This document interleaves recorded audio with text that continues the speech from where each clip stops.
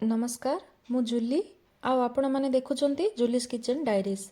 आज मु आपण नहीं आसी एकदम फ्रेश जहाँकि घरे बनी पारुथुबा सिंपल धनिया पत्र चटनी जोटा को आपण मैंने गरम भात पाकुड़ी पराठा बा स्नैक्स सह खूब एंजॉय करि परिबे।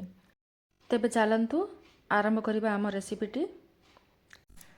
प्रथमे किछि तेंतुली को मुनेछि एठी सेथिरे किछि गरम पानी पकई दे किछि समय भिजेकी रखी नबा जद्वारा कि आमे आराम से तेंतुली रस बा टमारिन पल्प को बनाई परिबा। तापरे भल भावरे हाथ रे चकटी देई टमारिन पल्प गोटे बनै देली। एमिति भल भावरे हाथ रे चकटी चकटी तार पल्प आमे बनै देई रेसिड्यू पार्ट को बाहर करी आमे साइड रे रखी नबा। तो ये पल्प हमर बनी गला।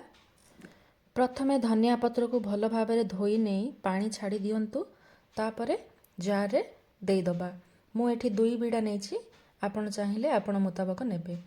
मु प्रथमे जार रे धनिया पत्र तेंतुली रस बा टमारिन पल्प को ऐड करि नबा। तापरे अदा किछि कंचा लंका को मिसई नबा।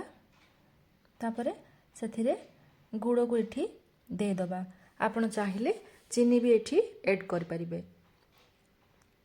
2टी रोस्टेड ड्राई रेड चिली मुनेछि एठी सुखिला लंका को ऐड करि दबा आउ भजा होइतिबा जीरा को मध्य ऐड करि दबा। एबे ए सब को नै गोटे स्मूथ पेस्ट गोटे बनै दबा। गोटे बाउल को हमें ट्रांसफर कर दबा।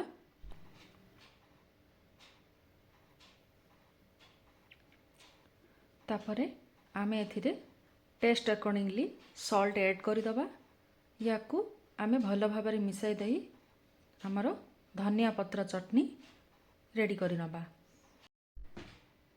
बस आमो फ्रेश धनिया पत्र चटनी रेडी होई सारिला। एही चटनी को मु गरम भात सहित सर्व करथिली।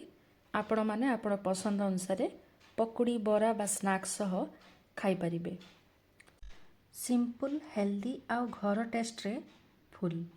जदि आपण मानको ये रेसिपी भल लागिला ताहले लाइक शेयर आउ चैनल को सब्सक्राइब करने को भूलिबे नहीं। फेसबुक रे देखुथिले निश्चय फॉलो करिवे। कमेंट रे कुहंतु आपण एही चटनी को कौन सह खाइबा को भल पाइबे। पुणी देखा हबो आउ गोटे नुआ रेसिपी सहित। बाय।